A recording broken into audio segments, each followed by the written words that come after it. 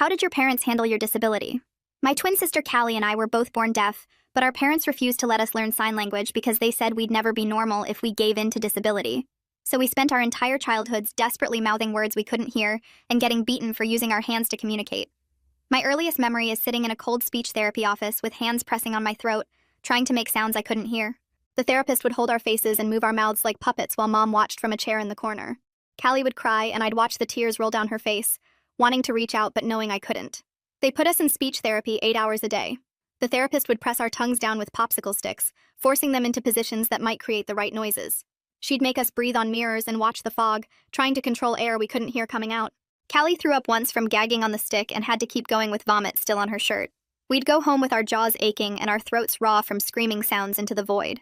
The first time I got punished for using my hands, we were 6, and I just wanted to point at the toy I wanted. Such a simple thing, pointing.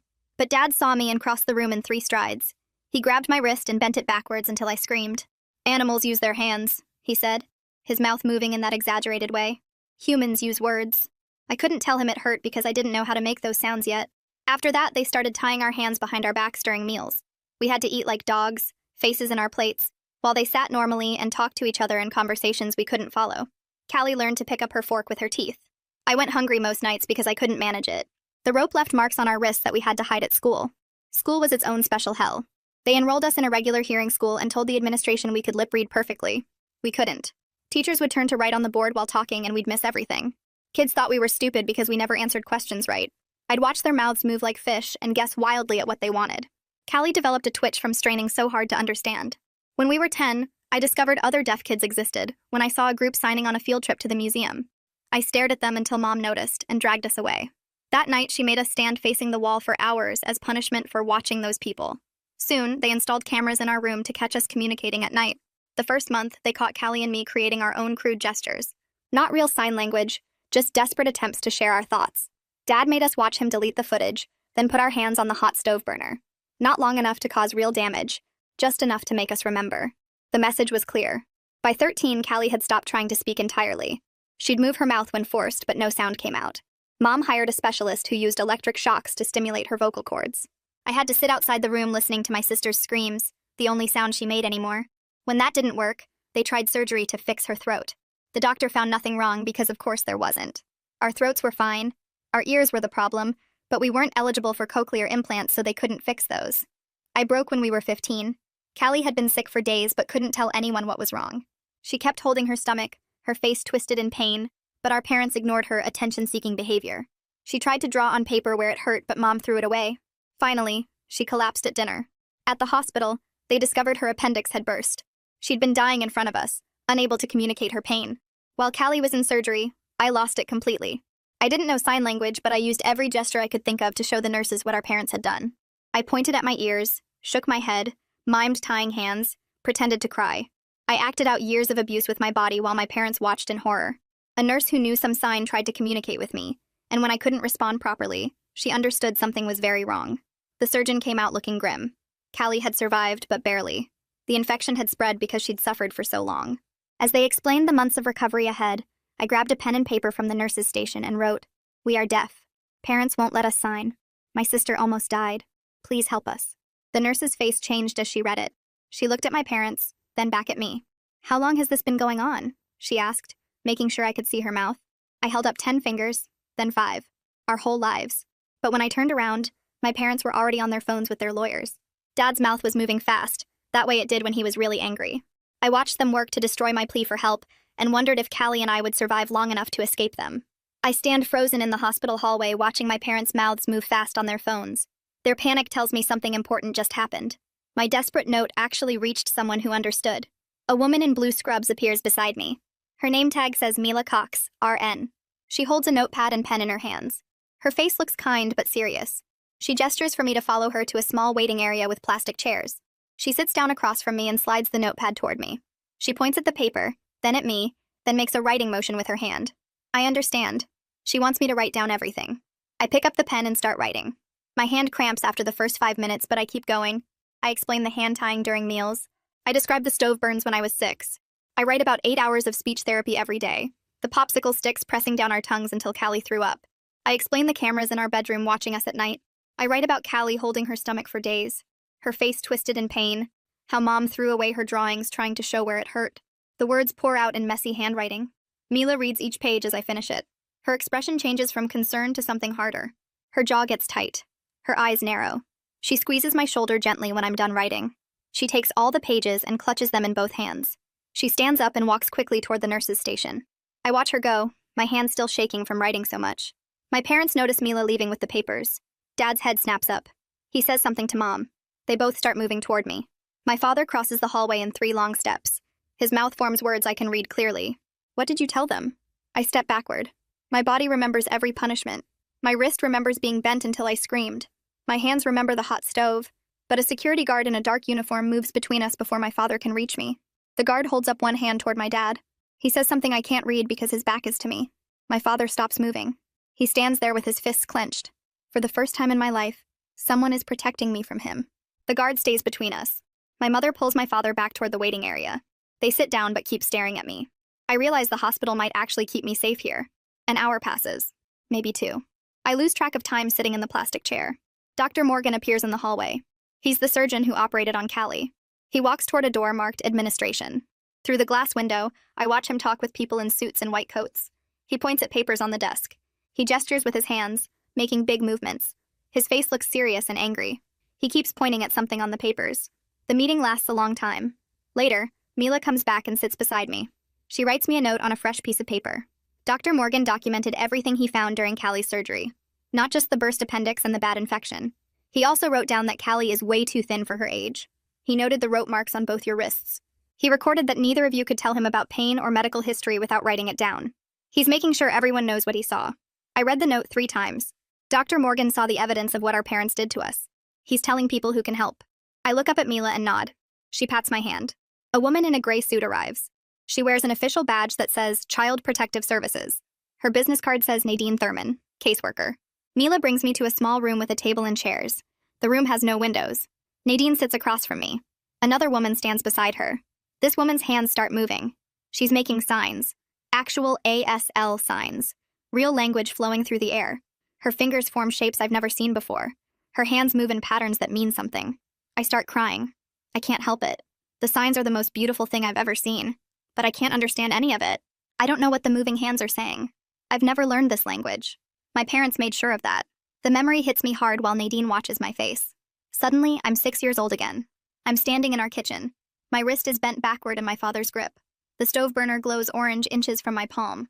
I can feel the heat on my skin. His mouth makes those big shapes. Animals use their hands. Humans use words. Then comes the brief pain. The searing feeling that taught me to keep my hands still. Silent. Useless. I shake my head hard to clear the flashback. I focus on Nadine's face in front of me. She looks concerned. She slides another notepad toward me. She understands that writing is still my only way to communicate. I pick up the pen. I write that Callie is my priority. She needs someone with her when she wakes up. Someone who won't punish her for trying to communicate. I'm scared our parents will take her away from the hospital before anyone can help us. Nadine reads my words. She writes back in clear print. I already contacted the hospital social worker about keeping Callie safe. I need to ask you some hard questions about your home life. Can you answer them? I nod yes. My parents appear at the door. A man in an expensive suit stands with them. He announces himself as their lawyer. I can read his lips through the small window in the door. He's demanding to be present for any interviews with their children. Nadine stands up calmly. She opens the door. She explains something to the lawyer. He starts talking fast. His mouth moves in words about religious freedom and parenting rights and different ways to handle disability. More people arrive. Someone from the hospital risk management. The hallway fills with adults. 6 people arguing outside the door. Their mouths move in a silent battle over my life. I sit alone in the room watching through the window. I can't hear any of it. Nadine comes back an hour later. She writes on the notepad. I requested an emergency protective order. This would stop your parents from having contact with you without supervision. A judge will review the medical evidence and your written statement tonight. If the judge approves it, hospital security will keep your parents away from Callie's ICU room. I read her words twice. Something unfamiliar rises in my chest. Not quite hope, but maybe the chance of safety. The next morning, a hospital psychologist arrives. She has a folder full of papers and pictures. She sits with me for 2 hours. She shows me pictures and asks me to identify objects. I can point to a car, a house, a dog, but when she asks me to write what they do or why we use them, I struggle. She asks me to read passages from a book. I stumble over words I've never heard spoken. I don't know how they sound in my head. At the end, she lets me read her report.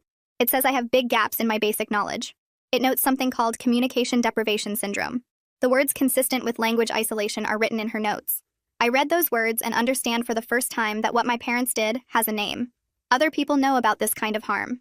The psychologist packs up her folders and tells me someone will be in touch about next steps. I wait until she leaves, then stand up slowly. My legs feel shaky from sitting so long. A nurse appears at the door and gestures for me to follow her down the hallway. We walk past rooms with beeping machines and people in beds. The ICU is quieter than the emergency department, but somehow more scary. Everything feels serious here. The nurse stops at a room with glass walls and points inside. I see Callie lying in a bed with tubes connected to her arms and monitors attached to her chest. Her eyes are closed. I step into the room carefully, trying not to make noise even though she can't hear me anyway. The nurse leaves and I'm alone with my sister for the first time since the ambulance took her away. I move to the bedside and just stand there watching her breathe. Her face looks pale against the white pillow. There's a big bandage on her stomach where they cut her open. I reach out slowly and touch her hand. It feels warm. Her fingers twitch and then her eyes open. She looks confused for a second, blinking at the bright lights and strange ceiling. Then her eyes find my face and I watch recognition spread across her features. Her mouth opens like she wants to say something but no sound comes out. I squeeze her hand gently and she squeezes back. We stare at each other and I can read the question in her eyes without needing any words. Am I safe? Is this real? What happened? I nod slowly, trying to put everything into that one movement. Yes, you're safe. Yes, I'm here. Yes, everything changed. She keeps squeezing my hand and I see tears forming in her eyes. I want to tell her about the nurses, about Nadine, about the protective order, but we don't have language for any of that yet. So I just hold her hand and let my eyes say what my mouth can't. I'm not leaving you. We're going to be okay. I promise. A doctor comes in to check her monitors, and we have to let go of each other's hands. I step back against the wall and watch him write notes on a clipboard. He leaves without trying to talk to me. I move back to Callie's bedside, and she's already reaching for my hand again. We stay like that for what feels like hours, just holding on to each other in the quiet room. Nadine appears in the doorway holding a folder full of papers. She waves to get my attention, then gestures toward the hallway. I look at Callie and she nods, telling me it's okay to go. I squeeze her hand one more time and follow Nadine to a small waiting area with uncomfortable plastic chairs. She sits down and pulls out a thick stack of papers from her folder. She writes on her notepad in big clear letters. The judge approved the emergency protective order. I read the words twice before they make sense. Nadine slides the official court document across to me, and I pick it up with shaking hands. The legal language is hard to understand, but I can make out the important parts. My parents' names are listed at the top. Then there are paragraphs about temporary custody and supervised visitation and restrictions on medical decisions. I read one section 3 times. The judge finds credible evidence of a pattern of physical punishment for natural communication attempts and medical neglect that resulted in life-threatening injury to the minor child. The words swim in front of my eyes. Someone in power actually believed us. Nadine writes another note. Your parents can only see you and Callie with a CPS supervisor present. They cannot make any medical choices for you right now. The hospital has copies of this order. Security knows not to let them into Callie's room alone. I look up at Nadine and feel something unfamiliar rising in my chest. Not quite hope because I'm too scared to hope yet, but maybe the smallest possibility that a piece of paper with a judge's signature might actually protect us from 15 years of control. I write a question on the notepad. How long does this last? Nadine writes back. 6 months unless the judge extends it or changes it. We have a hearing in 5 days to determine longer-term custody. I read that and my stomach drops. 5 days. Then we have to face them again in court. The next morning, a woman with a hospital badge introduces herself through writing. She's the interpreter coordinator. She writes that she's very sorry, but they only have 3 ASL interpreters on staff for the entire medical center. None of them are available for the hours we need them, because they're scheduled with other patients. She looks upset as she writes this, like she knows it's not good enough but can't fix it. I write back asking when we can get an interpreter. She writes that she's trying to bring someone in from an outside agency, but it takes time to arrange and approve. Maybe tomorrow or the next day. I feel frustration building in my chest. How are we supposed to communicate with doctors and nurses and social workers without interpreters? The coordinator writes that she's doing everything she can and leaves looking stressed. Mila finds me in the hallway an hour later. She sits down beside me and writes that she knows the interpreter situation is terrible. She writes that she'll keep helping however she can with her basic sign vocabulary and written notes. Over the next 2 days, that's exactly what happens. Mila shows up during her breaks and lunch hours to help translate between me and various hospital staff. She knows maybe 50 signs and has to fingerspell a lot of words slowly. It takes forever to have even simple conversations. A doctor wants to explain Callie's medication schedule, and it takes 30 minutes with Mila writing everything down and me asking questions on paper. A nurse needs to know about my medical history, and we spend an hour going through basic questions. I start to understand something that makes me angry. Even people who want to help us are trapped by a system that wasn't built for deaf people to use it. There aren't enough interpreters. The ones they have are stretched too thin. And we're supposed to make life or death medical decisions through handwritten notes and basic gestures. Nadine comes back 3 days after the protective order with a new document in her hands. Her face looks tense as she sits down across from me in the consultation room. She slides the papers over, and I see it's a legal filing from my parents' lawyer. I start reading and feel my chest get tight. The lawyer argues that my parents were using something called an oral education method. He writes that this is a recognized approach to teaching deaf children. He claims that cultural differences in how people handle disability are being turned into crimes. He uses phrases like parenting rights and religious freedom and educational choice. I read through 6 pages of legal language that makes what my parents did sound almost reasonable. Like tying our hands and burning us with stove burners was just a different parenting philosophy. Nadine watches my face as I read. When I finish, she writes a note that makes my stomach hurt. Some officials might agree with this argument. Some people think your parents were trying to help you succeed in a hearing world. We need to be ready for people who see this as a parenting choice, not abuse. I stare at the note and feel rage building. How can anyone think 15 years of punishment for using our hands was helping us? How can they call it a choice when we were 6 years old and had no power? But Nadine's face tells me she's serious. This is going to be a fight. Some people will take our parents' side. I write back asking what happens next. She writes that the court scheduled an emergency shelter care hearing for 5 days from now. That hearing will decide if we stay in state custody or go back home while the investigation continues. My hands start shaking as I write my next question. Do I have to talk at the hearing? Nadine nods and writes that my written statement is powerful, but hearing directly from me will matter more to the judge. She writes that I don't have to speak if I can't, but it would help our case. I think about standing in a courtroom with my parents watching. I think about using my voice, the voice they forced me to develop through years of painful therapy. The thought makes me want to throw up, but I write back that I'll do it because Callie can't testify yet, and someone has to tell the truth about what happened. 3 days after her surgery, Callie develops a fever. I'm sitting beside her bed when a nurse comes in to check her temperature. The thermometer reads 101 degrees. The nurse leaves quickly and comes back with Dr. Morgan. He examines Callie carefully, pressing on her stomach and checking the surgical site. Then he pulls out a notepad and writes that sometimes infection flares up even after the appendix is removed. He writes that this happens more often when treatment got delayed as long as Callie's did. The infection had time to spread before surgery. Her body is still fighting it off. She needs to stay in the hospital for at least another week, maybe longer. I read his note and feel my stomach drop. Another week means she'll miss the shelter care hearing. She won't be there to show the judge what happened to her. Dr. Morgan writes another note saying he's starting her on stronger antibiotics and they'll monitor her closely. He leaves and I sit back down in the chair beside Callie's bed. She's asleep, her face flushed from the fever. I watch her breathe and feel guilt washing over me. I'm healthy enough to fight while she's still recovering from nearly dying. I'm the one who can testify while she's stuck in a hospital bed. I spend the next 3 days barely leaving her room. I sleep in the chair beside her bed. Nurses bring me food and I eat without tasting it. Nadine visits and updates me on hearing preparations, but I can barely focus on what she's writing. All I can think about is Callie lying there fighting an infection that happened because neither of us could communicate that she needed help. The fever breaks after 4 days, and Dr. Morgan writes that she's improving, but she still can't leave the hospital. She still can't come to court. I'm going to have to face our parents alone. The shelter care hearing happens in a small courtroom that smells like old wood and cleaning products. Nadine meets me outside and walks me through security. I've never been in a courthouse before. Everything feels too formal and scary. We sit in the hallway waiting for our turn, and I watch other families going in and out of different courtrooms. Some people are crying. Some look angry. Everyone looks stressed. Finally, a bailiff calls our case number and we walk into the courtroom. It's smaller than I expected from TV shows. There's a judge sitting up high behind a big wooden desk. My parents are already there with their lawyer, sitting at a table on one side.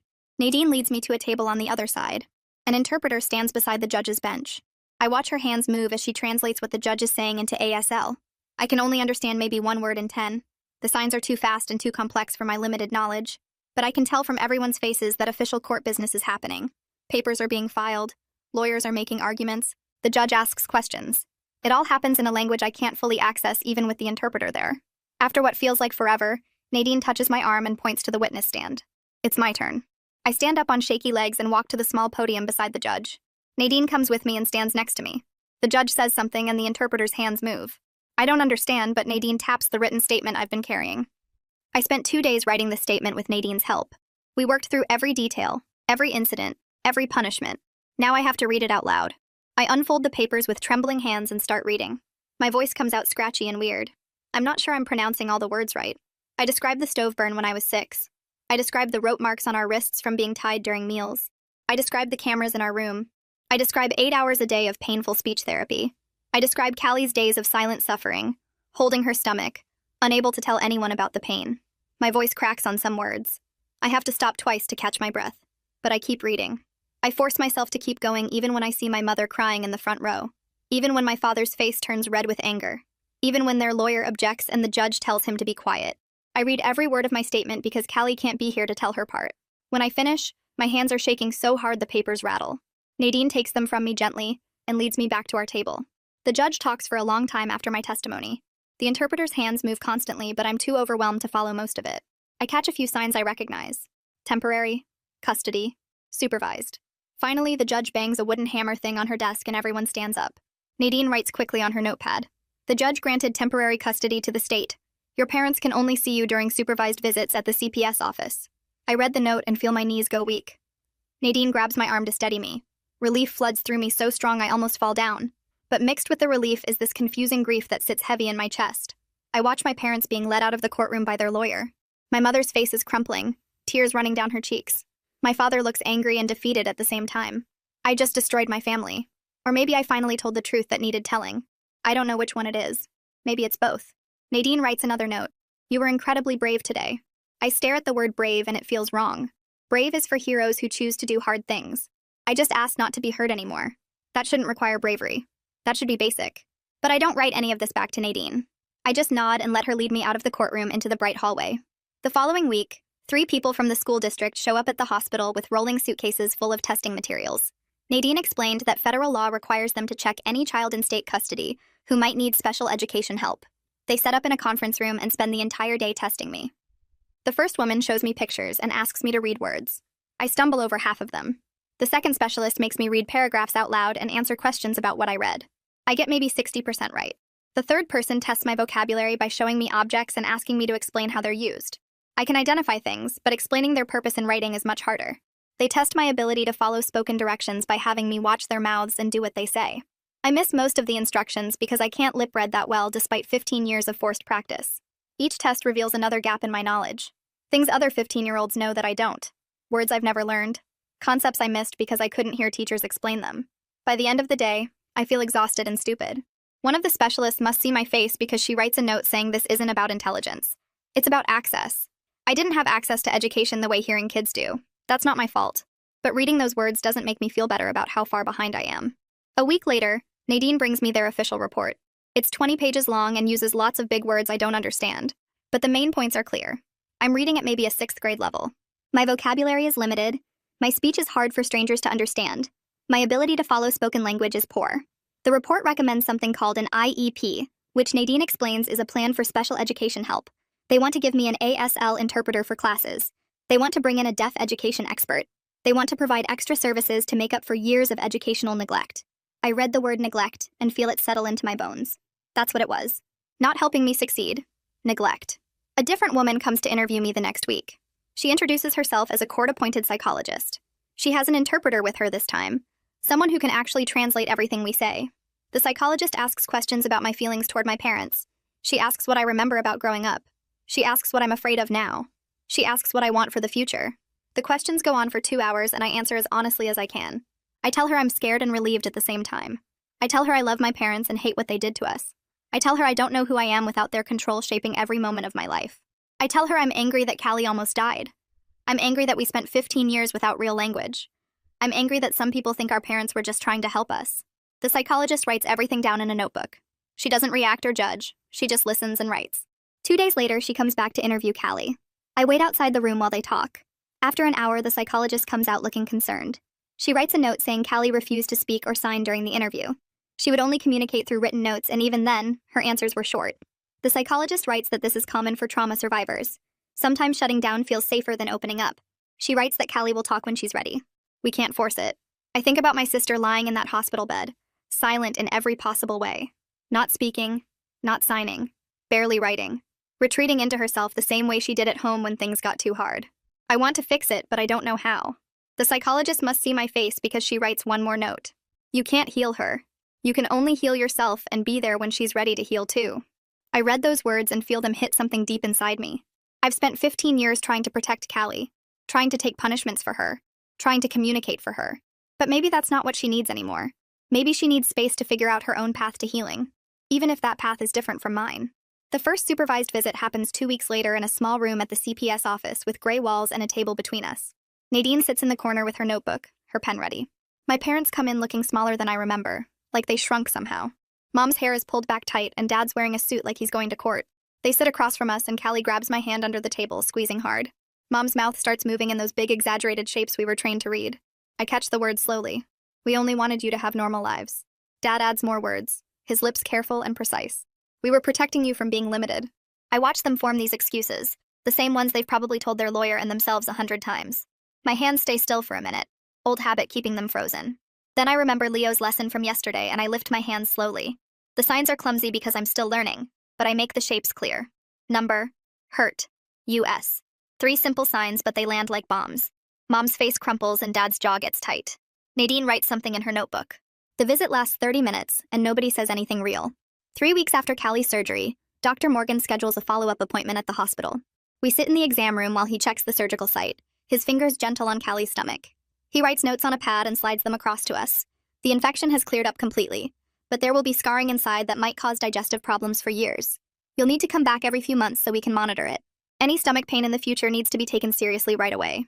I read the words twice and feel anger building in my chest. My sister will carry these scars forever because our parents wouldn't let her tell anyone she was hurting. She'll have stomach issues for the rest of her life because they threw away her drawings and called her pain attention-seeking behavior. Dr. Morgan watches my face and writes another note. This wasn't your fault. You both did everything you could with what you had. I nod, but the anger doesn't go away. It just sits there, hot and heavy, knowing that Callie's body will remember this even after everything else is over. Nadine drives us to the foster home the next day in her blue sedan. The Mitchells live in a 2-story house with a neat lawn and flowers by the front door. Mrs. Mitchell comes out smiling, her hands already moving in big gestures like she's trying to communicate without words. She's nice, patient, writing notes on a small whiteboard she keeps in her pocket. Mr. Mitchell works nights, so we mostly see him at breakfast. They have 2 other foster kids, both younger, both hearing. At dinner that first night, I watch the family talk to each other in conversations I can't follow. Their mouths move fast, comfortable, laughing at jokes I don't understand. Mrs. Mitchell tries to include us, writing notes and showing us things, but it's exhausting. Every single interaction requires a pen and paper. Callie and I sit at the table eating while the world happens around us in a language we can't access. At least at home with our parents, Callie and I had our secret gesture system. We developed it over years, small movements that meant things only we understood. Here we're completely cut off. The Mitchells are kind, but we're living in their hearing world, always on the outside looking in. The next week, there's a meeting about our education at the school district office. The room fills with people, specialists and advocates and district administrators, all talking about IEP accommodations and services we need. The interpreter is supposed to be there at 2. By 2:15, people start checking their phones. By 2:30, everyone looks frustrated. They try to keep going with written notes, but it takes forever. Every question requires writing it down, waiting for me to read it, writing my answer, then writing it again so everyone understands. A simple question about math class takes 5 minutes. People keep glancing at the clock. Then Mila shows up on her lunch break from the hospital, still wearing her scrubs. She sits next to me and starts using her basic sign vocabulary, the simple stuff she knows, bridging gaps where she can. It helps, but everyone leaves the meeting exhausted and behind schedule. We only got through half the agenda. I start understanding something sitting in that room watching adults get tired and annoyed. The system's failure to provide communication access isn't just inconvenient. It's another form of isolation. It's another way of controlling us, making us depend on other people's patience and time. It's another way of saying our access needs are burdens instead of rights. My first ASL class happens at the local Deaf Services Center in a room with big windows and posters showing the alphabet. Leo Ford greets me at the door with signs that flow like water, his hands moving in patterns I can't follow yet. Then he switches to simple gestures and writes on a whiteboard. Welcome. We're going to learn together. He starts with the alphabet, showing me how to form each letter with my hands. A is a fist with the thumb on the side. B is a flat hand with the thumb across the palm. C curves like the letter itself. I copy his movements, my fingers clumsy and uncertain. He teaches me basic greetings. Hello. Thank you. Please. Then simple phrases. My name is. I am deaf. I need help. For the first time in my life, my hands are creating language instead of being punished for moving. I practice the sign for sister over and over, both hands making fists and sliding down my jaw. Then safe, my hands crossing over my chest. Then help, one hand lifting the other. These simple hand shapes represent everything I've been denied for 15 years. I'm crying quietly while I practice, tears running down my face, but I don't stop signing. Leo writes me a note. You're doing great. Take your time. There's no rush. But I want to rush. I want to learn everything right now. I want to make up for 15 years of silence. That night, I'm scrolling through my phone in bed at the Mitchell's house when I see a local news article about child abuse cases. Someone posted a comment asking if CPS is going too far by getting involved in how parents choose to educate disabled kids. The comment thread fills up fast. People debating whether forcing deaf children to speak is abuse or just old-fashioned parenting. Some people write that oral education is a valid choice and parents have the right to make medical decisions for their kids. Others write that sign language should be required and oral-only approaches are harmful. They're arguing about my life like it's a philosophical debate instead of 15 years of tied hands and stove burns. Nadine shows me the article the next day with an apology written on a sticky note. I read through the comments. Strangers who've never had their hands tied behind their backs arguing that our parents were just trying to help us. People who've never eaten with their face in a plate like a dog saying that speech therapy is important. I feel sick reading it, but I also start learning something. There will always be people who don't understand. People who think accommodation is giving in. People who believe being normal matters more than being safe. I can't control what they think. I can only control how much space I give their opinions in my head. A few days later, a woman named Haley Newton visits me at the foster home. Mrs. Mitchell brings her to the living room where I'm doing homework. Haley starts signing right away, her hands moving in full conversations I can't understand yet. Then she sees my confused face and switches. She pulls out her phone and types a message. Hi, I'm Haley. I'm deaf too. I was raised oral only until I was 16. I understand what you're going through. I read the message 3 times. She gets it. She actually gets it because she lived it. Haley types more messages, telling me about her childhood, about the grief and anger and confusion she felt when she finally learned sign language, about the community of deaf people who survived similar experiences. She writes that there are others like us, that we're not alone in this.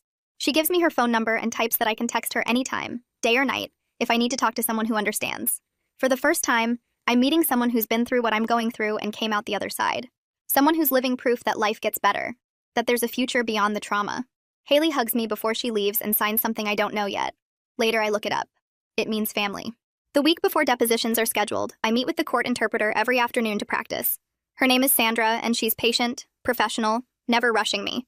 She teaches me how to pause after signing so she has time to voice my responses. How to look at the person asking questions, not at her. How to speak clearly if I'm using my voice instead of signing. We practice over and over. She asks me sample questions and I answer. Then we review how it went. What would you say if they ask why you didn't speak up sooner? What would you say if they suggest your parents were just following professional advice? What would you say if they claim you're being coached? Each practice session makes me more confident but also more scared. I'm terrified of being cross-examined by my parents' lawyer. Terrified of having my words twisted into something that makes their abuse sound like love. Sandra writes me a note at the end of our last practice session. You're ready. Just tell the truth. That's all you have to do. But the truth feels so big and complicated. How do I explain 15 years in a deposition? How do I make them understand what it's like to have no language? No way to share your thoughts? No way to tell anyone you're hurting? At Callie's next therapy session, I sit in the waiting room while she meets with her therapist. After an hour, the therapist comes out looking concerned. She asks me to come into her office and shows me her notebook. Callie refused to write or gesture or engage with any of my questions today. She just sat there. I've seen this before with trauma survivors. Sometimes shutting down feels safer than opening up. I walk back to the waiting room where Callie sits staring at the floor. I try using our private gesture system, the one we developed as kids, asking if she's okay. She turns away from me. Later at the foster home, I try again. She won't look at me. I realize she's angry. Angry at me for speaking up and destroying our family. Angry at the system for separating us from our parents. Angry at herself for nearly dying. Angry at everyone and everything. The therapist writes me a note before we leave. Give her space to process at her own pace. She'll talk when she's ready. But patience is hard when I can see my sister drowning. When I watch her retreat into the same silent survival mode she used at home. I want to fix it. To make her better. To protect her like I always have. But maybe that's not what she needs. Maybe she needs space to figure out her own path to healing. 2 days later at the CPS office, I'm walking down the crowded hallway to another meeting when people start brushing past me. I can't hear them coming. Can't hear footsteps or voices warning me they're there.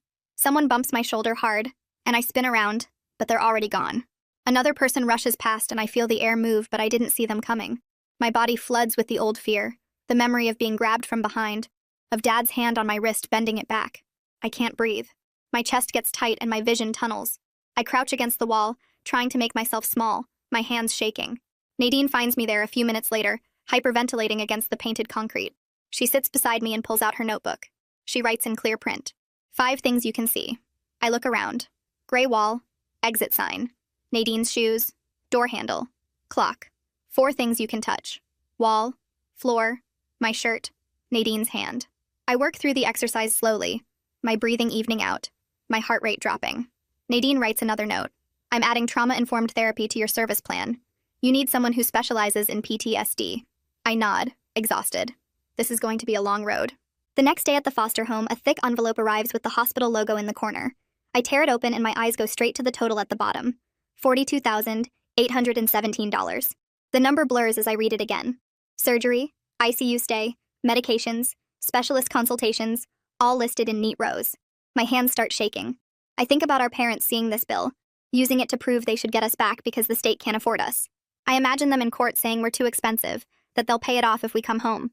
Mrs. Mitchell finds me frozen at the kitchen table, staring at the pages. She reads over my shoulder and her face changes. She pulls out her phone and texts someone. 20 minutes later, Nadine arrives and sits across from me. She reads the bill carefully, then pulls out her notebook.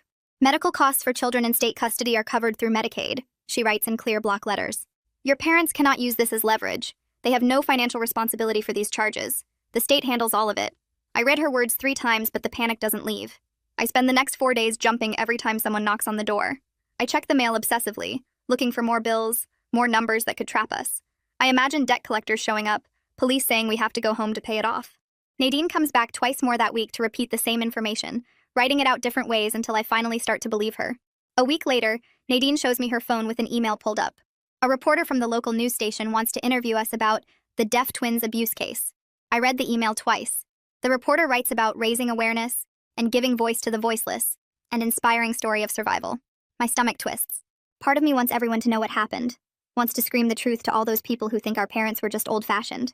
But another part imagines our story on TV, people watching while they eat dinner, commenting on news websites about whether we're lying. Nadine writes, I advise against media contact while case is active. Could complicate legal proceedings. I nod and watch her type a polite decline. But that night I lie awake thinking about all the people who'll never understand, who'll keep defending the oral method, who'll say their parents did the same thing and they turned out fine. That evening, Callie and I sit on our beds in the room we share at the foster home. I show her the signs Leo taught me in our last class.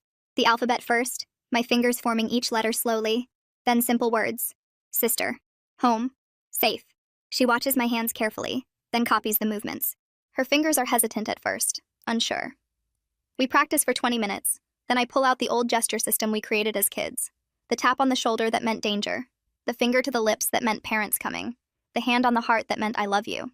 We combine them now, mixing Leo's proper ASL with our survival language, creating something that's ours. Callie signs sister in ASL, then adds our old heart gesture. I do the same back. We sit there in the quiet room, our hands moving freely in the lamplight, choosing how we talk for the first time in our lives. Mrs. Mitchell walks past the open door and smiles but doesn't interrupt. These evening sessions become our ritual. Every night after dinner we practice. Sometimes we laugh when we mess up a sign. Sometimes we cry remembering why we never learned this before. But we keep going, reclaiming what was stolen. The dependency case attorney schedules a meeting at her office downtown. She's a woman in her 40s with graying hair and kind eyes. She sits across from me with a legal pad and writes out our options in neat columns. Option 1. Focus on dependency findings. Keep you in foster care with services. Parents maintain some rights but supervised contact only. She pauses while I read, then continues writing. Option 2. Pursue criminal charges for child abuse. More traumatic for you. Court testimony. Cross-examination. But could lead to professional consequences for the speech therapist. I stare at the 2 columns. She adds more notes. Criminal prosecution means police investigation. Possible jail time for our parents. The therapist losing her license. Dependency findings mean safety and services but less accountability. I'm 15 years old and someone's asking me to decide between justice and healing, between punishment and protection. The attorney writes, no rush. Think about it. We can discuss more. But my head already hurts from the weight of it. I want someone else to make these decisions. I want to be a kid who worries about homework and friends, not whether to send her parents to jail. I leave her office exhausted, the 2 options spinning in my mind like a coin that won't land. 2 days later, Nadine brings more paperwork to the foster home. Court documents, official letterhead, legal language I can barely understand. She sits with me at the kitchen table and we read together. Our parents filed a formal complaint against the hospital and CPS. Their lawyer argues that the oral method is a recognized educational approach, and that the state is discriminating against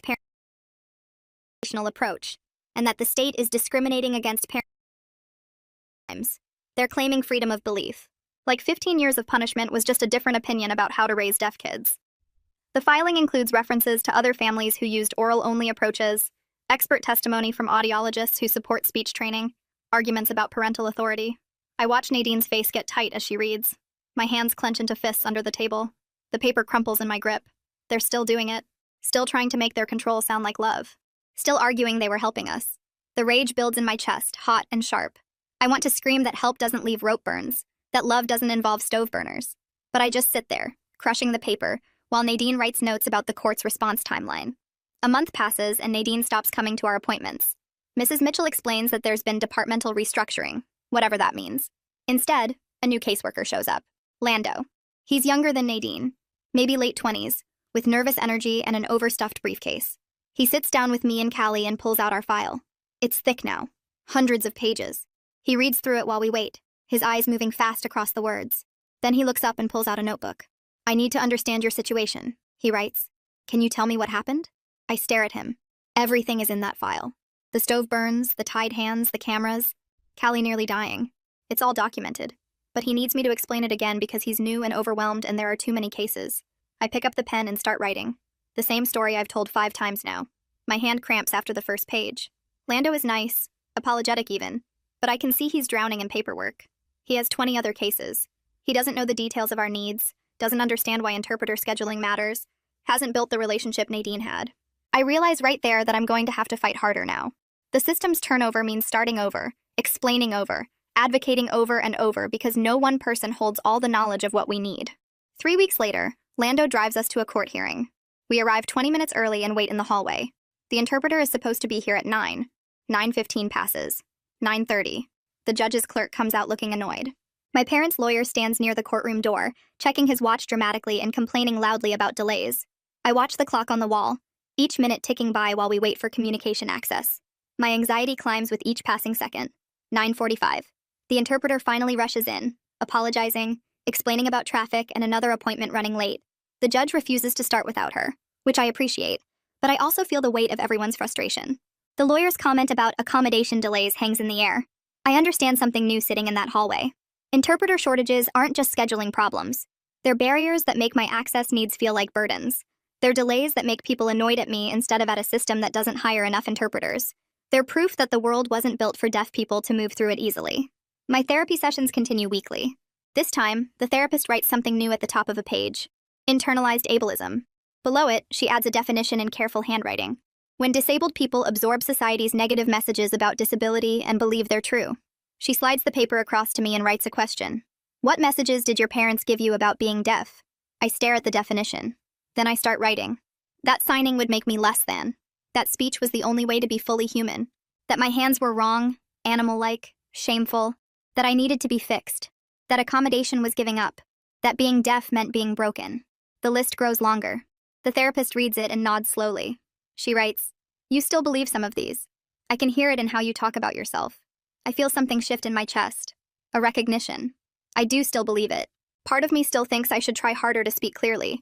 That using ASL is easier but lesser. That needing interpreters makes me a burden. My parents' voices live in my head, telling me I'm not enough as I am. The therapist writes one more thing. Naming the shame is the first step to releasing it. I fold the paper and put it in my pocket, carrying the words with me. A medical appointment follows the next week. A team of doctors reviews my records, spreading papers across the exam room table. One of them, an audiologist, writes out an explanation. You were technically eligible for cochlear implant evaluation as a young child. I read the sentence twice. She continues writing. Your parents never pursued it. The evaluation process would have involved deaf education professionals who typically recommend sign language alongside or instead of implants. I process this slowly. They could have gotten me evaluated. They chose not to. Probably because deaf educators would have challenged their oral-only approach. The audiologist writes more. The decision about implants, now or ever, is yours alone. Your body, your communication choices. No pressure either way. She underlines yours alone twice. I sit with that. My body, my choices. Not my parents' control, not society's expectations. Mine. I'm not ready to decide anything about implants. I don't even fully understand what they are yet. But the fact that I have choice, that someone's telling me I get to decide about my own body, feels revolutionary. Like something fundamental has shifted in who has power over my life. Cooper Shaw, my guardian ad litem, requests a meeting to discuss long-term planning. We sit in a conference room at his office and he spreads out information packets about different options. He writes in clear print across a legal pad. Option 1. Pursue emancipation at 16. More freedom, less support. You'd be legally independent. He pauses while I read, then adds, Option 2. Extended foster care until 18. State support for housing, education, transition services. more stability, less autonomy. I look at the two paths laid out in front of me. Emancipation means I could make all my own choices, live independently, control my own life. But I'd lose the support system, the caseworker help, the educational services. Extended foster care means rules and supervision, and someone else having authority over me. But I'd have housing security, continued therapy, help navigating the world. Cooper writes another note. Neither option is perfect. We can discuss more as you get closer to 16. I realize I'm being asked to plan for adult independence when I'm still learning basic communication skills. When I'm still figuring out who I am without my parents' control. When I'm still catching up on 15 years of educational neglect. The weight of these decisions presses down on me, but I nod and take the information packets. Because this is my life now, making impossible choices and hoping I pick the ones that lead somewhere better than where I've been. The court hearing happens 3 weeks later in a small courtroom with wood paneling and fluorescent lights that buzz overhead. I sit between Cooper and the interpreter, watching the judge review papers while my parents sit across the aisle with their lawyer. The judge looks up and starts speaking, her mouth moving in clear shapes while the interpreter signs beside me. She extends the restraining order for another 6 months and adds new conditions requiring my parents to complete parenting classes focused specifically on deaf culture and appropriate communication access. My mother's face crumples and tears start rolling down her cheeks, her shoulders shaking silently. My father puts his arm around her and glares at me across the courtroom. I feel my stomach twist with this weird mix of relief and guilt, like I'm both protected and terrible at the same time. Cooper slides a notepad across the table and writes in clear print that I didn't cause this, that my parents' choices created these consequences, not my plea for help. I read his words 3 times, but the guilt sits heavy in my chest anyway. The judge dismisses us, and I walk out past my parents without looking at them, feeling their eyes on my back the whole way down the hallway. The nightmares start that same night. I wake up gasping in the dark foster home bedroom, my hands clutching the sheets because in the dream they were tied behind my back and I was screaming without sound. Callie is asleep in the bed across from me, her face peaceful in the moonlight coming through the window. I try to go back to sleep, but every time I close my eyes, I see the stove burner getting closer, or Callie collapsed on the floor holding her stomach, or my father's face twisted in anger. The next night, it happens again, and the night after that. By the end of the week, I'm exhausted and jumpy, flinching at every unexpected movement. Mrs. Mitchell notices the dark circles under my eyes at breakfast, and writes me a note asking if I'm sleeping okay. I shake my head and she contacts Lando, who sets up appointments for a sleep study and consultation about trauma-related insomnia. The doctor explains through an interpreter that nightmares are normal after trauma, that my brain is processing years of fear and pain. She gives me a plan with grounding exercises to do before bed, teaches me how to focus on 5 things I can see, and 4 things I can touch when panic rises. The foster parents get me a weighted blanket that presses down on my chest like a gentle hug. These tools help manage the symptoms, even though the trauma itself sits unchanged inside me, waiting. Haley texts me 2 weeks later inviting Callie and me to a community event at the local deaf center. We take the bus across town on a Saturday afternoon, watching the city pass by through smudged windows. The deaf center is in an old brick building with a rainbow flag outside and a sign with hands forming the ASL symbol for community. We walk through the front door and suddenly we're surrounded by people signing, their hands flying through conversations we can't follow yet, but can see are full of laughter and connection. A woman at the welcome table greets us in sign, then switches to writing when she sees our confused faces. She points us toward a group of teenagers gathered near the snack table. 3 deaf kids around our age approach us and sign slowly, exaggerating their movements so we can try to follow. They fingerspell their names and ask where we're from, their faces friendly and patient when we struggle to respond. One girl shows us the signs for different foods and drinks, making jokes that involve facial expressions more than words. For the first time, I see what belonging might look like. A community where communication access isn't something I have to fight for, but something that just exists naturally. Callie watches everything with wide eyes, her hands twitching like she wants to join the conversations but doesn't know how yet. We stay for 2 hours, mostly watching and learning, and when we leave, I feel this strange lightness in my chest. The lightness disappears 3 days later when Lando calls and asks to meet urgently. He shows up at the foster home that evening looking stressed and apologetic, his hands shaking slightly as he writes out an explanation. He accidentally emailed our confidential case file to the wrong address, sent it to someone with a similar name in his contacts list. The breach got contained quickly when the person called to report receiving it, but Lando explains that a stranger saw the details of our abuse for several hours before the mistake was caught. I feel anger rising hot in my throat because our trauma became someone's careless error, because strangers might have read about the stove burns and the tied hands and Callie nearly dying. Lando apologizes over and over, his face red with embarrassment and guilt. He writes that the agency is implementing new security protocols to prevent this from happening again, that he's being formally reprimanded. I want to yell at him, but I don't have the words yet in either English or ASL, so I just nod stiffly and leave the room. Later that night, I lie in bed thinking about how the system that's supposed to protect us keeps failing in small ways that add up to big violations of trust. The video statement recording happens the following week in a small office with professional lighting and a camera on a tripod. An interpreter stands beside the camera, and another sits next to me for support. The lawyer explains through the interpreter that I can take breaks whenever I need them, that I can write instead of speak when words fail, that this recording will be used in court but I won't have to testify in person again. I nod and they start the camera. I look directly at the lens and start talking about the stove burn, describing how my father held my hand over the burner just long enough to teach me a lesson. My voice cracks and I have to stop, taking deep breaths while the interpreter waits patiently. I continue with watching Callie nearly die, with 15 years of being told my hands were wrong and my deafness was something to overcome rather than accommodate. 20 minutes in, I start crying and have to take a break, stepping outside to walk around the parking lot until I can breathe normally again. We restart, and I get through more details before breaking down again. The whole recording takes 3 hours because I keep having to stop and restart, my emotions overwhelming the words. When it's finally done, I feel completely drained, but also like I've spoken my truth in a way that can't be twisted or misinterpreted. The lawyer writes that my testimony was powerful and clear, that the judge will understand exactly what happened. My new school placement starts the next Monday at a regional program for deaf and hard of hearing students. Most of my teachers are deaf themselves or fluent in ASL, and having an interpreter in every class means I can actually follow instruction for the first time ever. But on Wednesday, a substitute teacher takes over my English class and immediately starts teaching with her back to us, turning to write on the board while giving instructions I can't lip-read from behind.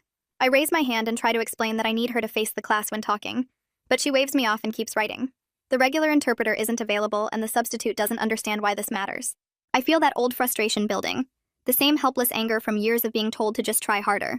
After class, I go straight to the principal's office and write out a formal complaint, explaining that facing students when speaking is a basic accommodation for deaf students, not a special favor or optional courtesy. The principal reads my complaint and apologizes immediately, explaining that the substitute wasn't properly trained. She promises staff training for all substitutes and sends an email that same day to every teacher in the building. I walk out of her office realizing I'm learning to advocate for myself without apologizing, to demand access instead of politely requesting it. An anonymous message arrives through Haley 3 days later. She forwards it to my phone with a note that someone wants to share their experience. I read the message slowly, my heart starting to pound. The person writes that they were a patient of the same speech therapist who worked with Callie and me when we were children. Their account describes hours of painful oral motor exercises, punishment for using hands to communicate, a rigid belief that speech was the only acceptable way for deaf children to exist in the world. They include specific details that match my memories exactly, the same popsicle sticks pressing our tongues into positions, the same mirrors to watch our breath fog, the same shame and pain when we couldn't produce the right sounds. The message includes dates from 8 years ago, proving this therapist hurt other children long after she hurt us. I sit on my bed reading and rereading the message, feeling less alone but also more angry. We weren't the only children damaged by this system, by this person who believed she was helping us succeed.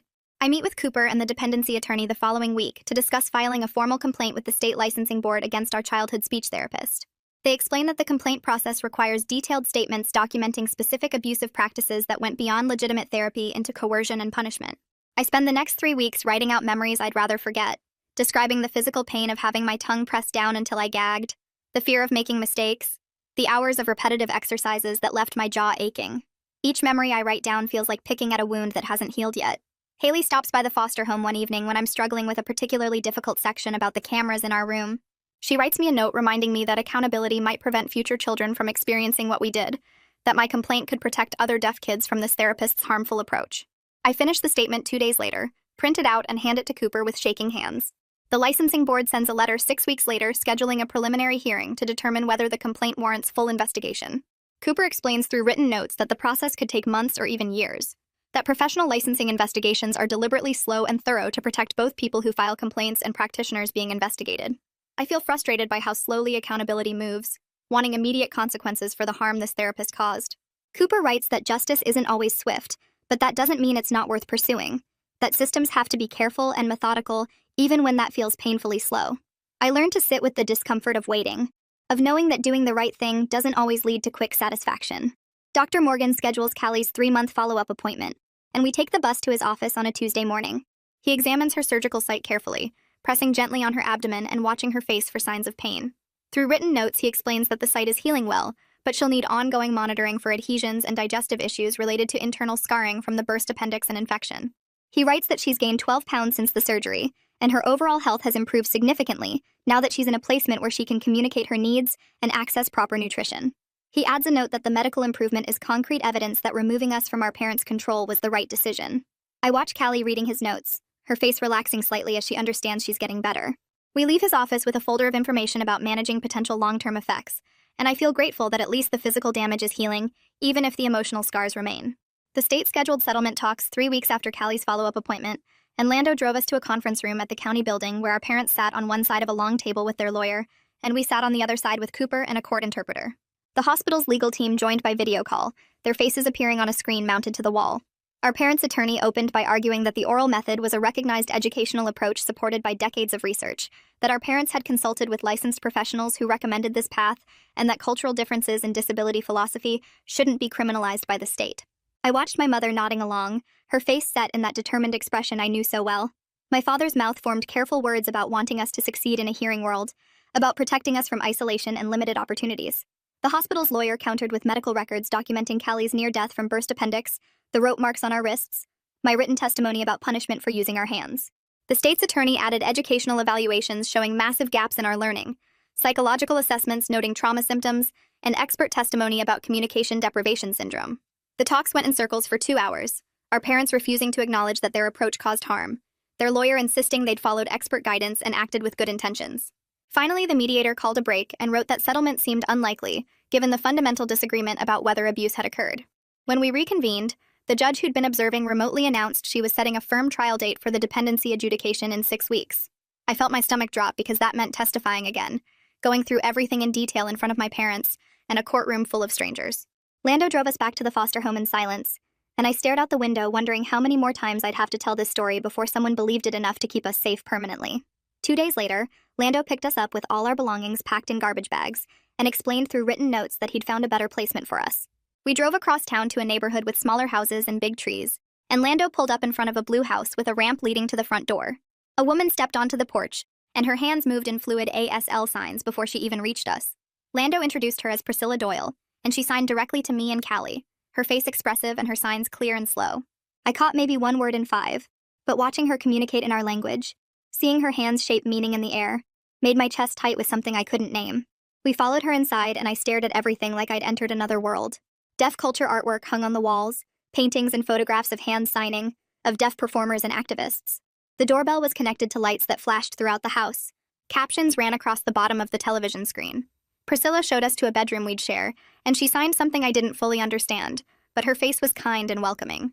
That night at dinner, she signed slowly while also writing things down, bridging the gap between our limited ASL and her fluency. For the first time in my life, I lived somewhere that was built for deaf people, instead of forcing us to adapt to a hearing world. Callie and I lay in our beds that night, and I watched the streetlight patterns on the ceiling, feeling something shift inside me that I didn't have words for yet. Lando enrolled us in a regional program for deaf and hard-of-hearing students the following week, and I walked into the building terrified that I'd be just as lost as I was in regular school. But the receptionist signed to me at the front desk, and the hallways had visual alert systems for bells and announcements. And when I entered my first classroom, the teacher signed while speaking, making sure every student could access the lesson. The teacher assessed my skills that first day and discovered I could read at maybe a 5th grade level. My math was scattered with huge gaps, and my general knowledge had massive holes from years of missing information. But instead of making me feel stupid, she wrote out a plan that would address the gaps while building on what I did know. She paired me with a deaf student mentor who'd help me navigate the school and practice ASL during lunch. My classes were small, maybe 8 students each, and every teacher was either deaf or fluent in ASL.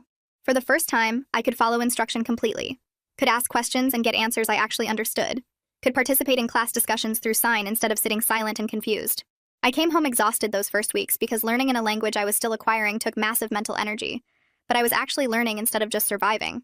My confidence grew with each assignment I completed successfully, each test I passed, each moment I understood what was happening around me. The dependency adjudication hearing started on a cold morning in November, and Cooper met us outside the courthouse to explain what would happen. The hearing would span 2 full days with testimony from everyone involved in our case. I'd have to testify again, but this time with more preparation and with Cooper beside me for support. We entered the courtroom, and I saw my parents sitting with their lawyer, my mother's face pale and my father's jaw set hard. The judge called the hearing to order, and the state's attorney began presenting evidence. Felix Morgan testified first, describing Callie's medical condition when she arrived at the hospital, the burst appendix and dangerous infection, the signs of neglect he'd observed beyond the immediate medical emergency. He explained that the delay in treatment had caused internal scarring that would affect Callie for years, possibly her whole life. Mila Cox testified next about her attempts to communicate with me, about the desperation in my gestures, and the written note that revealed years of abuse. Nadine took the stand and walked through her investigation, the interviews she'd conducted, the evidence she'd gathered. A psychologist testified about communication deprivation syndrome, explaining how denying a deaf child access to language causes measurable cognitive and emotional harm. Educational specialists presented our test results and evaluations, documenting the massive gaps in our learning that resulted from years in inaccessible classrooms. The first day ended with testimony from the speech therapist who'd worked with us as children, and I watched her defend the oral method as legitimate, while the state's attorney pressed her on specific techniques she'd used that crossed into punishment and coercion. The second day started with my testimony, and I took the stand with the interpreter beside me. Cooper had helped me prepare for days, practicing staying calm under cross-examination, focusing on facts rather than emotions. I described 15 years of communication deprivation in clear, specific detail. The rope marks on our wrists from having our hands tied during meals. The stove burn when I was 6 that taught me to keep my hands still. The cameras installed in our room to catch us trying to communicate. The hours of painful speech therapy that left our jaws aching and throats raw. Callie's days of suffering with appendicitis because she had no way to tell anyone what was wrong. I watched the judge's face as I testified, and I saw her expression shift from neutral to concerned to openly angry. My parents' attorney cross-examined me, trying to frame their actions as misguided love rather than abuse, but I held firm to the facts of what happened. When I stepped down, I felt wrung out, but also stronger somehow, like I'd finally been heard completely. The judge took a brief recess to review her notes, and when she returned, she issued her ruling from the bench without hesitation. She found our parents responsible for medical neglect that nearly killed Callie, for educational neglect that left us years behind academically, and for emotional abuse through systematic denial of communication access. She ordered them to complete extensive parenting classes focused specifically on deaf culture and appropriate accommodations, to attend therapy to address their beliefs about disability, and ruled that we would remain in state custody with only supervised visitation until further review in 6 months. My mother started crying, and my father's face went hard and cold, but I felt relief wash through me so strong my knees went weak. Our parents' attorney filed an appeal within days and also filed a countersuit claiming the state had violated their constitutional rights to raise their children according to their religious and philosophical beliefs. Cooper explained the legal filings to me through written notes and the interpreter at our next meeting. The appeal would take months to work through the system, and most of the countersuit claims had been dismissed by the judge as lacking merit, but a narrow appeal about parental rights would proceed. He emphasized that none of this would affect our current placement or safety, that we'd stay with Priscilla regardless of how the appeals played out. I asked if we'd have to testify again, and he wrote that probably not, that the appeal would focus on legal questions rather than factual disputes. I felt frustrated that the legal process kept dragging on, that there wasn't one clean moment where everything got resolved and we could move forward. Cooper wrote that I needed to learn to live with uncertainty, that legal systems move slowly and messily, and that healing couldn't wait for perfect closure. I read his note 3 times and tried to accept that justice doesn't always look like what you imagine, that sometimes you have to keep living and healing even while the official processes grind forward at their own pace. My therapy sessions with the trauma counselor started shifting focus around this time, moving from crisis management to deeper identity work. She asked me to think about who I was beyond being a survivor of abuse, to consider what interests and dreams I might have if I wasn't constantly in survival mode. The question stumped me because I'd never thought about myself that way. My entire identity had been built around surviving my parents' control, around protecting Callie, around trying to be normal enough to avoid punishment. I started writing between sessions about things I'd never let myself explore. I liked art and drawing but had never pursued it because my parents said it was frivolous. I was curious about science but had missed so much school that I didn't know where to start. I wondered what it would be like to have friends, real friends who I could talk to freely, instead of the careful surface relationships I'd maintained to hide our home life. The therapist asked me to write about the person I wanted to become, now that I had access to language and education, and I spent hours staring at blank paper because the possibilities felt overwhelming. The narrative was slowly reframing in my head from what was done to me to who I'm choosing to become, and that shift felt both liberating and terrifying. One evening after dinner at Priscilla's house, Callie and I were sitting in the living room practicing ASL signs from our classes when she suddenly looked at me and her hands moved in careful, precise shapes. I watched her sign each word slowly and clearly, forming a complete sentence in ASL for the first time since we'd started learning. Her hands shaped, "I love you, sister," and I felt tears spring to my eyes because she was choosing to communicate this way, choosing to embrace the language our parents had forbidden for 15 years. I signed back, "I love you too," and we sat together in comfortable silence that felt nothing like the isolated silence of our childhood. This silence was full of understanding and connection, of two people who could communicate whenever they wanted without fear of punishment. Priscilla walked past and smiled at us, signing something about being proud of our progress, and I realized this was what family could look like when it wasn't built on control and fear. Cooper scheduled a meeting to discuss long-term planning, and he spread papers across Priscilla's dining room table explaining our options. I could pursue emancipation when I turned 16 in a few months, which would give me legal independence but cut off most state support. Or I could stay in extended foster care until I turned 18, which would provide housing stability, continued educational support, and transition services to help me prepare for adult independence. He wrote that extended foster care would let me finish high school in my current program, would provide therapy and medical care, would help me learn life skills and financial management. The trade-off was less autonomy, more rules and oversight, but also more security and support during a critical time when I was still learning language and catching up academically. I thought about trying to survive on my own at 16 with limited education and no support system, and I knew I wasn't ready for that. I agreed to the extended foster care plan, relieved to have structure and support while I continued healing and learning. Cooper wrote that this didn't mean I was weak or dependent, that choosing help when you need it is actually a sign of strength and self-awareness. The licensing board investigation into our childhood speech therapist expanded when 3 additional former patients came forward with similar accounts. Lando showed me the board's preliminary findings, which documented a pattern of coercive and punishing practices that went beyond legitimate therapy into abuse. The board issued a statement that the complaint warranted full disciplinary proceedings, which could take months or even years to complete but represented serious concern about the therapist's methods. I felt less alone knowing that other people had experienced similar harm and had chosen to speak up, that we weren't the only ones who recognized these practices as abusive, rather than helpful. The final decision about her license was still far away, but the investigation moving forward felt like validation that what happened to us mattered and deserved accountability. Our next supervised visit with our parents happened at the CPS office 3 weeks later, and they followed all the rules carefully this time. They didn't try to touch us without permission. They communicated through the interpreter present instead of expecting us to lip read. They didn't minimize what had happened or make excuses for their choices. The conversation felt stilted and formal, my mother asking generic questions about school, and my father commenting on the weather like we were acquaintances making small talk. I answered politely but distantly, and I realized the easy closeness we once had was gone completely. They were strangers now who happened to share my DNA, people I'd once loved who'd hurt me so deeply that love had transformed into something else entirely. I felt detachment instead of the yearning I'd expected, and that detachment felt like its own kind of freedom. The next week, Haley came to Priscilla's house with a laptop and a stack of papers, ready to help me create something I'd never had before, a plan for making sure people actually gave me the communication access I needed. We sat at the kitchen table and she opened a document she'd started, a checklist that listed every type of appointment I might have and what accommodations each one required. Medical appointments needed interpreters scheduled at least 2 weeks in advance, she explained, typing as she talked, because hospital systems moved slowly and last-minute requests usually failed. Legal meetings required certified legal interpreters, not just anyone who knew some signs, because the technical language mattered in court settings. Educational settings needed both interpreters and written materials provided ahead of time, so I could review content before class discussions. Therapy sessions worked best with the same interpreter each time, so I didn't have to rebuild trust with someone new every week. We went through scenario after scenario, Haley asking me questions about what had worked and what hadn't in my appointments so far, and I realized I'd been accepting whatever scraps of access people offered, instead of knowing I could ask for specific things. She showed me how to email ahead of any appointment with my accommodation needs clearly listed, how to follow up if they didn't confirm the interpreter was scheduled, how to reschedule if they showed up without proper access instead of trying to muddle through.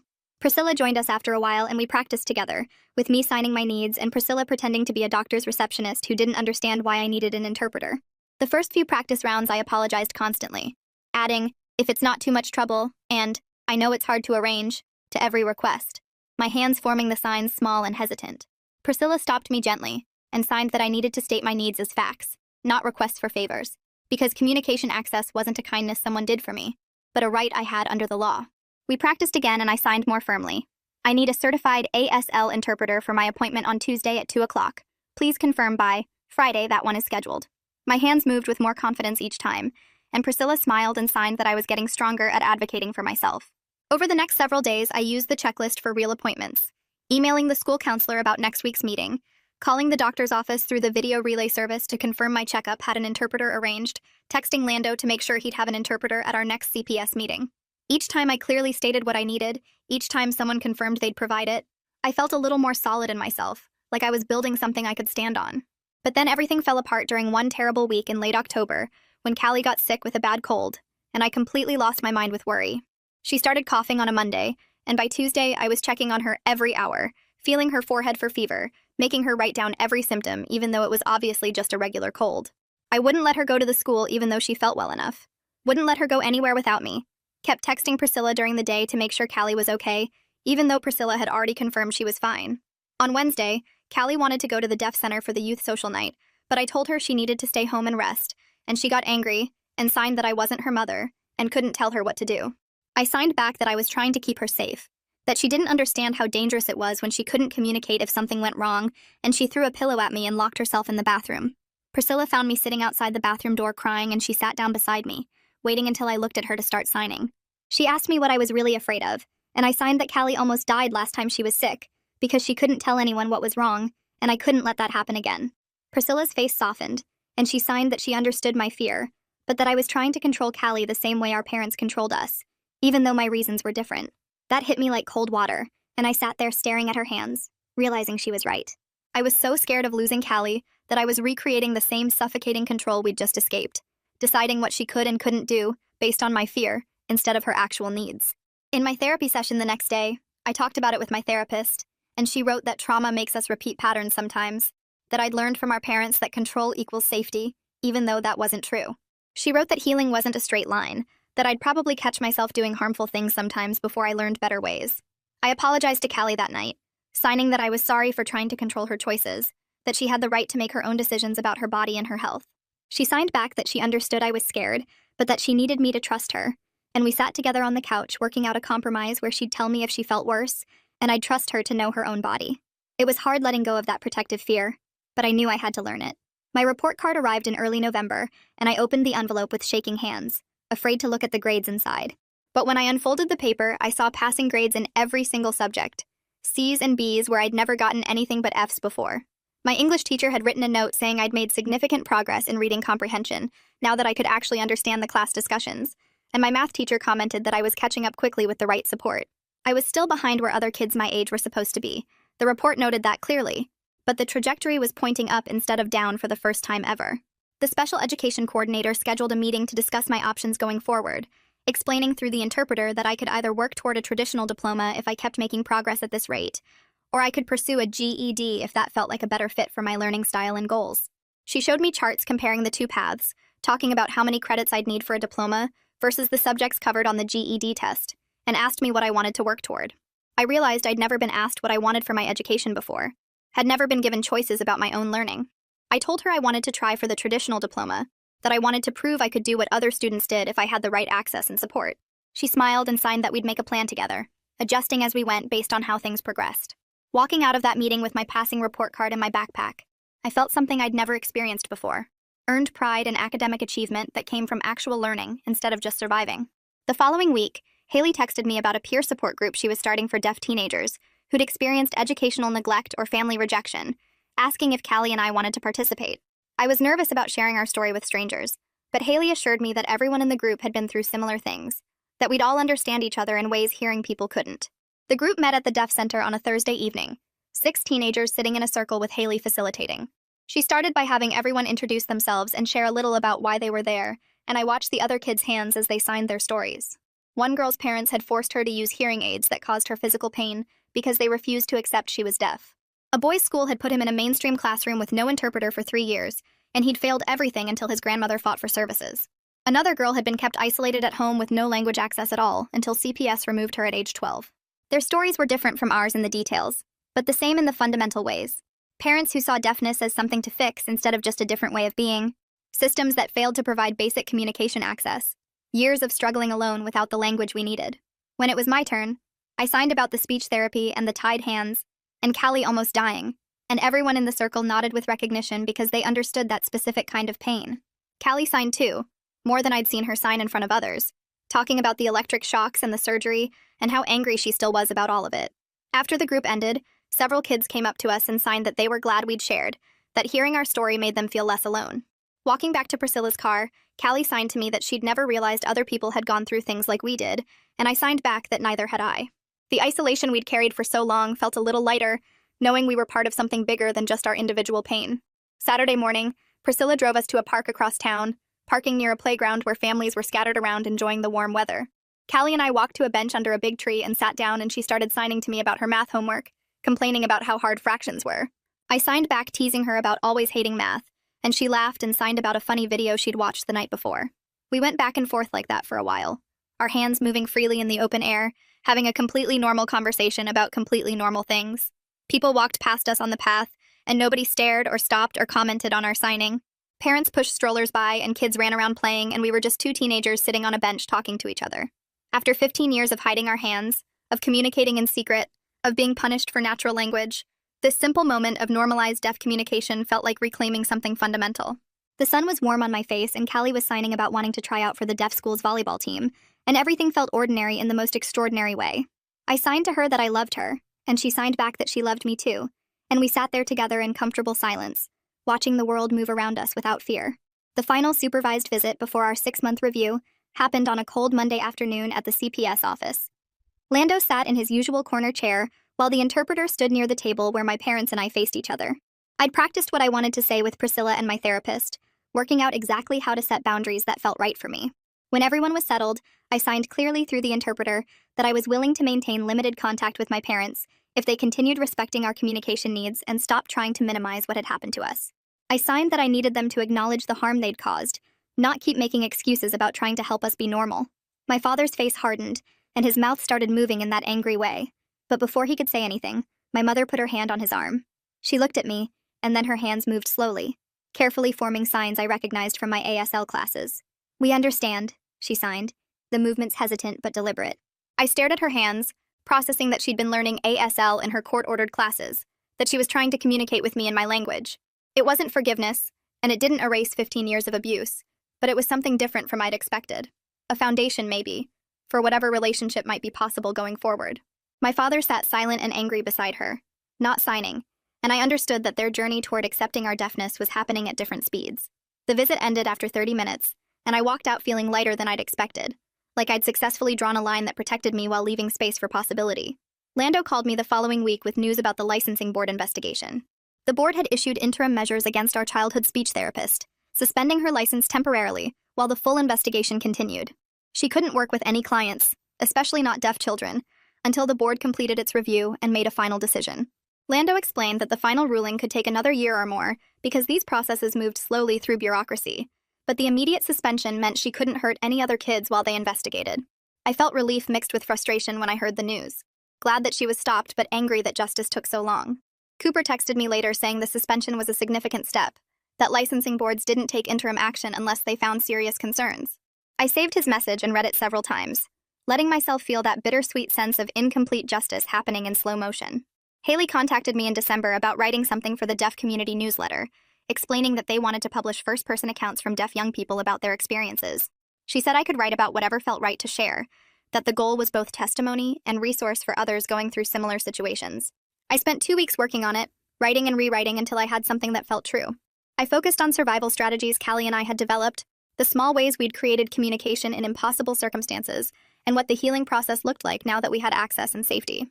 I wrote about the accommodation checklist and learning to advocate and the peer support group, practical things that might help someone else. Haley edited it with me, helping me frame the story as both witness to harm and guide for moving forward. When the newsletter came out in January, I held the printed copy in my hands and stared at my words on the page. My story, told in my own voice, not filtered through lawyers or caseworkers or therapists. Seeing it there felt like claiming agency over a narrative that had been controlled by others for my entire life. 6 months into living with Priscilla, I took stock of where Callie and I were compared to where we'd started. We had stable housing in a home where communication access wasn't a daily battle. We had full access at the school with ASL fluent teachers and deaf peers. We had regular therapy helping us work through trauma. We had educational supports closing the gaps in our learning. We had legal protections keeping us safe from unsupervised contact with our parents. The licensing investigation was still grinding through its process, and the legal appeals were moving forward slowly through the courts. Supervised visits happened once a month with careful boundaries in place. I was learning ASL fluently now, having real conversations instead of just basic signs. Callie was signing full sentences and laughing with friends and trying out for volleyball. We were both building identities beyond just being survivors, figuring out who we were when we weren't in constant survival mode. Life wasn't perfect or completely resolved. My parents hadn't fundamentally changed their beliefs about disability and deafness. Professional accountability was incomplete and slow. I still woke up from nightmares sometimes, my hands tied behind my back in dreams. But I was safe. I had language flowing through my hands. I was surrounded by people who saw my deafness as difference rather than deficit. The story didn't end with everything magically fixed, with my parents transformed into perfect allies, with all the systems suddenly working right. It ended with me standing in a place where healing was possible, where I could build a future instead of just surviving each day, where my hands were finally free to speak the language they'd always wanted to form. That is how it played out for me. Now I want to hear how you would have handled it. Share your thoughts in the comments. I love reading all the different perspectives. You always make the best part of the conversation happen.